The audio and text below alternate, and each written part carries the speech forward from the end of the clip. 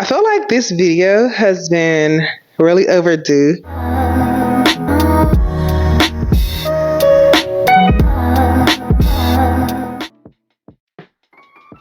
Welcome to Fully Loving Yourself. My name is Sonya Star J.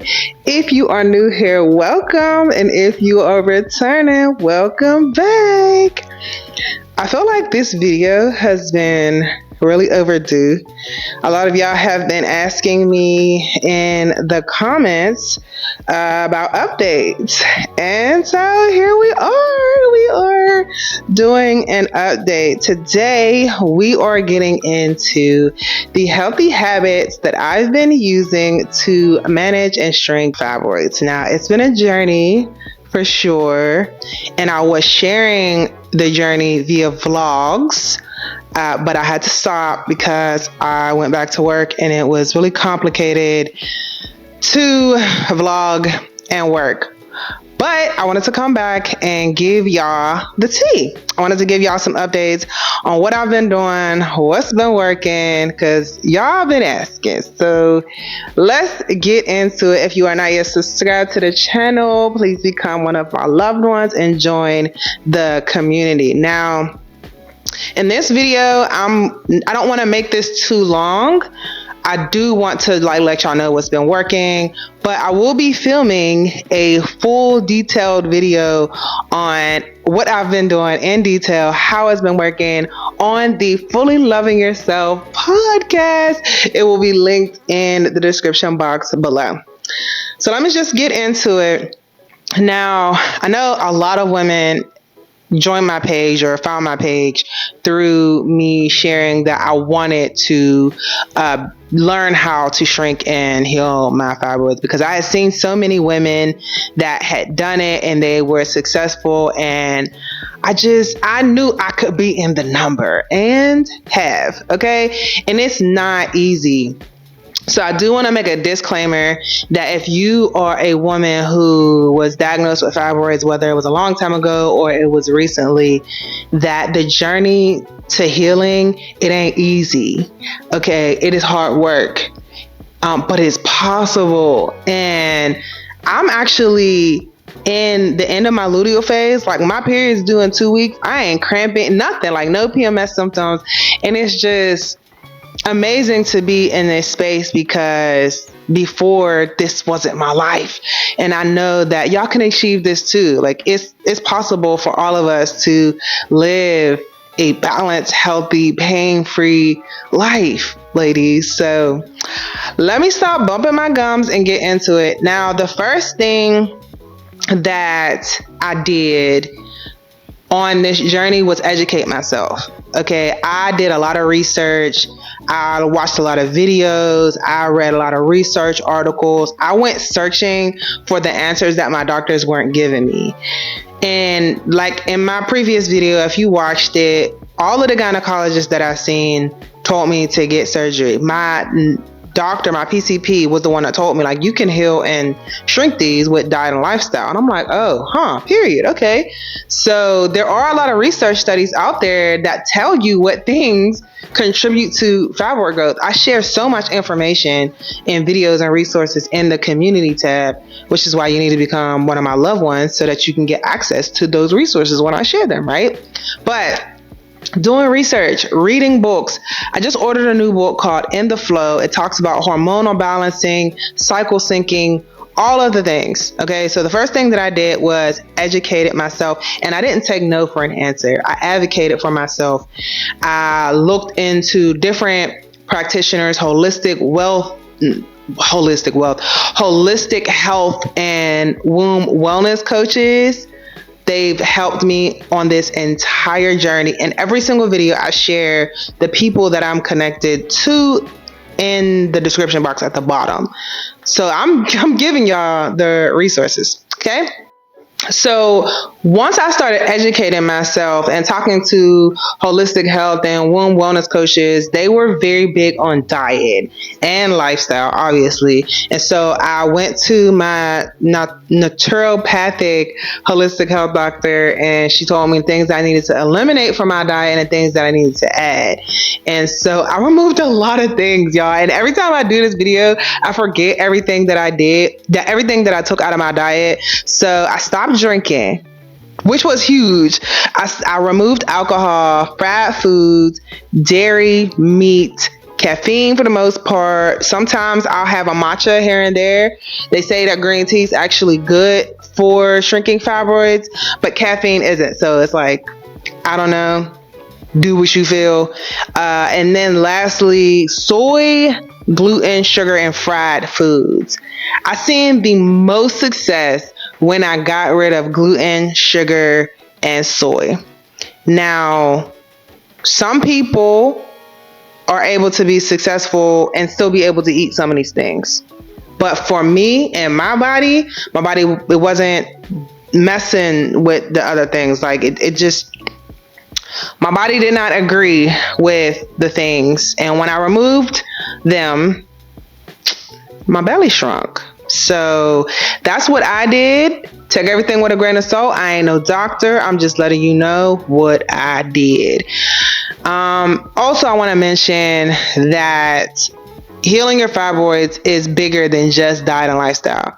It is a full body issue, from your spiritual health, your mental health, everything, like literally everything, which is why I stopped sharing so much of the fibroid healing journey and decided to do more of the general self-care journey, because it really is every part of us. I'm sharing my finding my femininity journey, because being disconnected from your femininity is a part of fibroid development and growth. Like, there's just so much that goes into it. But like I said, we will talk about this on the pod. Okay. So the next thing that I did that was really important was learning how to detoxify my body. I did a boot camp, a spiritual health boot camp. It was called the Empress Detox Boot Camp with my spiritual health coach. It was for 9 weeks. We went through different parts of the body with a group of us, and we did detoxes, fasting. Like, it was such an amazing experience. And I actually reached out to her and let her know that I wanted to talk about this on here so that maybe y'all might want to check it out. I learned so much about the things that were holding me back, my limiting mindsets, my ideas around lack and scarcity, and just how to reconnect to my femininity. Like, she's amazing. I still talk to her to this day. Now we are really good friends. So definitely check her out. Her name is Wisdom Born on Facebook, and I link her in the description box below, because the program is really, really amazing, and she really cares about the people that she works with. So detoxification, making sure that I'm using the bathroom. I struggle so much with pooping my whole life. And when I realized that, like, our colon is close to our womb and where my fibroid was at, I was like, oh, it's right there, because I'm constipated. All of those toxins are impacting my womb, and it's not flowing through, it's not coming out. And so all of this disease is happening in my body. My gut was being impacted. Like, I had to poop more. I had to use the bathroom. So learning how to listen to my body to see what clogged me up. I know that sounds nasty, but the things that made me constipated, had to stop eating them. Bread, had to stop eating it. Corn. Oh my goodness. Did I not mention that I gave up corn? I stopped eating corn. Eggs. Yeah, well, eggs goes into dairy too. Listen, I gave up a lot. All right. And I know that when we talk about the things that we give up, they be like, oh, I can't do that. I can't give up my cheese. Man, it's either you or the food. And I've said this before. It's like, yeah, I see a slice of pizza and I'm like, man, that smells good. But I know that it's going to cause me to be inflamed. It's going to cause me to beat up on myself and feel guilt and shame. And those are things that we just don't want to feel. Those are things that we're trying to get rid of. So no, you have the power to do all of these things. So the next thing is not letting fear and pain control my journey. It hasn't been easy. Like, the fear of, is this actually going to work? Like, am I actually going to be successful in doing this? Seeing that my results aren't happening as quick as other people's are, like, it's discouraging, you know? And then the fear of, like, the doctor saying, well, if you don't do this, then this is going to happen. That's scary, you know? But having faith that I can do this, like God can do this. And it's happening. It's happened. So, like, I'm here. I want to say I accomplished the goal, but it's a journey, you know, like, it's a complete lifestyle change. It's not something that we just do and then we're done with it. You have to continue to live the lifestyle or you'll go back to where you were. And that happened to me. And I don't want to go back there. So another thing that is really important when you are dealing with fibroids is your stress levels, your cortisol levels. This is a deep dive. You can look into what cortisol is, but it's a stress hormone. And when cortisol is high, your estrogen is high, and fibroids are caused by excess estrogen in the body. That's why we have to detox our bodies. I share resources on that. I will share additional resources in the description box below so you can check that out. So 2 things with the stress. I decreased my stress by leaving my job. I noticed that the line of work that I was in caused me to give a lot of myself and didn't give me an opportunity to pour back into me and my self-care. I wasn't sleeping. I wasn't eating right. It just wasn't a self-care. It wasn't an environment that was conducive to my success, the betterment of my life. It just wasn't a healthy environment. And I was attached to an old version of myself and I had to let it go. So switching careers to something that's been less stressful, more flexible, and just better all the way around, financially, physically, mentally, just all of the things. So I know this economy right now is like tough and finding a job is tough, but if your job is stressing you out, then I honestly say try to find a new job and something that is a bit less stressful and figure out what your stress triggers are. So if you're having financial stress, figure that out. Like all of the things that are causing you stress, figure it out and get it together. It's not easy. Stress is a natural, normal part of our lives, but not excess stress. Like we shouldn't be in constant states of stress and anxiety. Like I used to wake up, oh my goodness, I used to wake up out of my sleep and my body would be tingling because I was so stressed out. Like it was so bad, like having panic attacks, blackout, like it was just really bad. So I haven't experienced anything like that lately or so far since working at this job, except when I was planning my wedding. That was very stressful. But yeah, decreasing my stress and finding stress management techniques. So I'm learning how to breathe better. I told y'all this before, but I was told so many times that I didn't know how to breathe. I'm like, what you mean I don't know how to breathe? I'm living. But I learned that a lot of us are not breathing correctly. We're breathing from up here and not from our diaphragm. And so many of the people that I've consulted and just information that I've seen, like doing yoga, doing breath work, actually actively breathing from your belly, helps to push a lot of that mucus out and also helps to decrease your stress, and your stress hormones. I got some in my eye.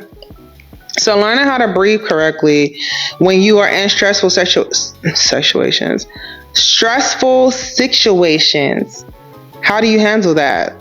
I'm realizing that when I get stressed now, I'm like, okay, stop, breathe, take a moment, stop rushing through life, and just, learn how to breathe.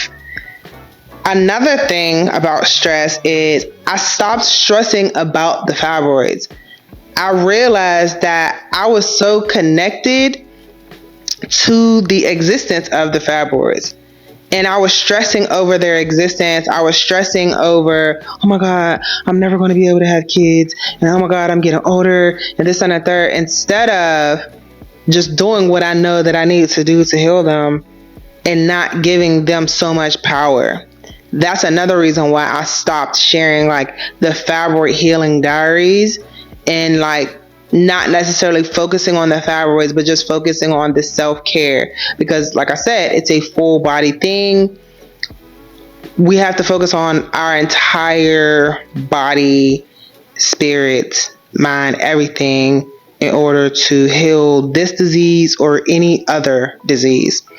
So what I've been doing to distract myself, I guess, from being stressed about it is like, again, stop talking about it and just do it, live it, do the things that I know that I'm supposed to do. When I first started this journey, I was eating a lot of processed foods, a lot of junk foods.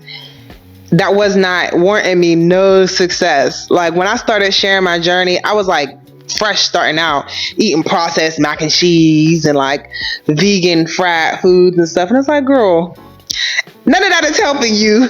Like you need to be eating whole, fresh veggies, fruits, juicing, fasting. Like when I started doing the things that I know that I was supposed to do, that's when I seen success.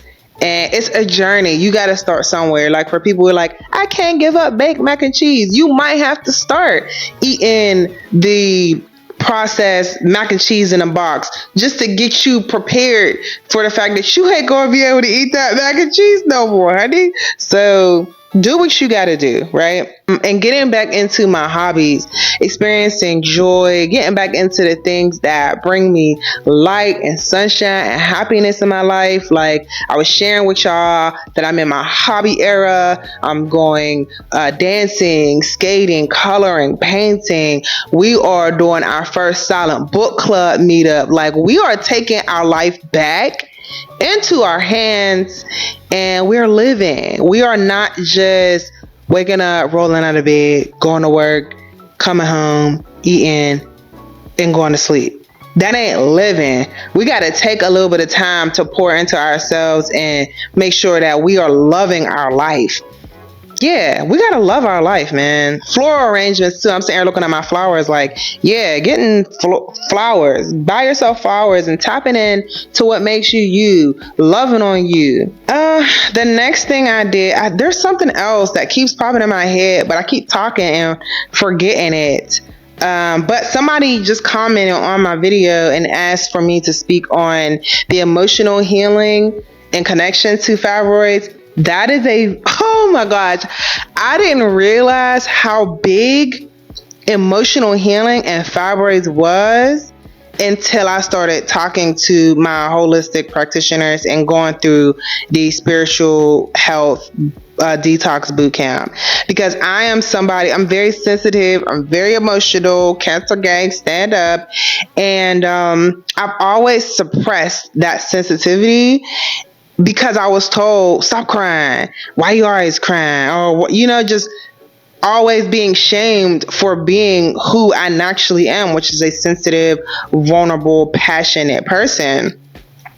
And so I learned to suppress my emotions and suppress all my traumatic events that happen in my life that turn into disease. The body keeps a score. And there are so many people now who talk about these things that you have to release that emotional trauma. I am currently in therapy doing EMDR therapy, and I've said this in a few different videos. I did CBT therapy for about 20 years. I recently started doing EMDR therapy, eye movement desensitization reprocessing therapy. And when I tell y'all, this therapy has been life-changing, and I'm only on session 2. I started with this therapist a couple months ago, and I'm really enjoying the process. If you feel like talk therapy doesn't work for you, try different forms of therapy. I did massage therapy. I am a licensed massage therapist. I tried massage therapy, and I had a somatic release that let me know that there was trauma stuck in my body. So now doing EMDR therapy, we are moving the traumatic thoughts and memories to the correct part of the brain. Look into it, do some research to see if it's something that would be a fit for you, because I tried to do it on my own with like journaling. And while journaling has been very impactful and helpful for me, like getting out of my head, I knew that I needed more help. And so therapy has been absolutely a game changer and just very helpful for me to release those emotions and cry. It's all right to cry, y'all. Like, if you are sensitive, even if you're not sensitive, allow yourself to feel your feelings. When I would meditate and do yoga, I would always cry, and I would be asking, like, why am I crying? Like, why am I tearing up? Is this normal? Is this natural? Just let your body do the things, like feel the feelings. I like dance around the house. Like, when I was younger, I would dance around to sad music and I would just cry and I would just let it out. Like, sometimes we just need a cry session, you know? Allow yourself to feel your feelings, whether that be anger, embarrassment, shame. Get it out, because the book that I shared with y'all, oh, what is the name of that book? I will share it up here. The Healing of the Body, something that I got off of Amazon. I will also link that book in the description box below so that y'all can have access to it. It lets you know if you're having a certain issue in a certain area of your body, what emotional trauma it could be. So the thing that I'm working through is judgment, shame, resentment, and some other ones. I think did we go live and talk about this? I'm not sure, but it's a really good book and it tells you what you need to focus on. And so for me, it was joy. I needed to focus on my joy. What brings me joy? Because I am a joyful person, but I was suppressing that. And because I didn't want to be judged or seen a certain type of way, you know, I didn't want to be seen as immature or just anything, but just allowing myself to just show up and be my authentic self. It's just been a great experience, and it's just felt so much better. So emotional healing, I know for women, I don't want to say it's a taboo topic, but kind of, you know, like we have to learn how to regulate our emotions. Like, that's a real thing. Cycle syncing, that is what it was. Regulating our hormones and regulating our emotions. Did you know that you're supposed to eat and exercise and live according to a 28-day cycle? Cycle syncing has been instrumental in this lifestyle change, which is why I'm not having any cramps, why I was up at 5 o'clock this morning cleaning my house, even though my period is due in a couple days. This is like a completely new version of myself, because when you eat for your cycle, it supports the hormonal phase that your body is currently in. We don't have the same life cycle as men. When it comes to our hormones, they have a 24-day cycle. We have a 28-day cycle if your, hormones are in balance. Now, something that was really a struggle for me was getting better sleep. When you don't sleep well, your cortisol levels are high. And what happens when your cortisol levels are high? Higher estrogen. And I've always been a night owl. I thought I was a night owl, but we're not. I don't know if we're supposed to be night owls. I went to sleep last night at 9:47 and I woke up at 5 o'clock this morning. I got up and I cleaned my whole house before 8 o'clock. I don't know what that was about, but it felt amazing. So yeah. And when I get up early, or when I get up in general, I go outside. So I drink my water that I have next to my bed, because your body just spent 8 hours not drinking any liquid. So I try to flush my body out. Then I go outside and I put my feet in the grass. I know people have been saying we need to go outside and touch the grass. No, we really do. We need to go outside and touch the grass with our bare feet in the sun to regulate our hormones, balance our circadian rhythm, and get back on track with our hormones. It helps reduce inflammation. If you don't believe me, just look it up. I've been going outside in the morning, put my feet in the grass, and vitamin D is a big part in fibroid growth and shrinkage. So when you are low in vitamin D, there is research to support this, that majority of women who suffer from fibroids have low vitamin D levels. And I don't know, I heard some people say that Black women are like higher in vitamin D or something like that, so we shouldn't. I don't know, it didn't make any sense. But we spend a lot of time in the house. We spend a lot of time in our jobs. So going outside for a walk and nature, breathing in that good air, getting that sun, letting it soak in, it really helps. Now, for me personally, I supplement with vitamin D. I supplement with vitamin D, vitamin B, sea moss, and soursop. I also do herbal teas that I got from Crystal Alkaline Doula.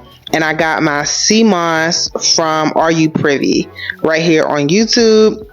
Some people are against supplementation, but your body needs what it needs. And my holistic practitioner told me that I needed vitamin D3 with K2, a vitamin B complex, and some other things to clear out the liver, to detoxify my liver. It was just like a whole protocol.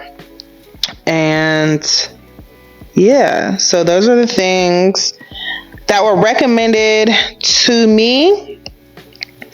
And I think that's it, y'all. Those are the things that I had on my list of things to share about my fibroid healing journey.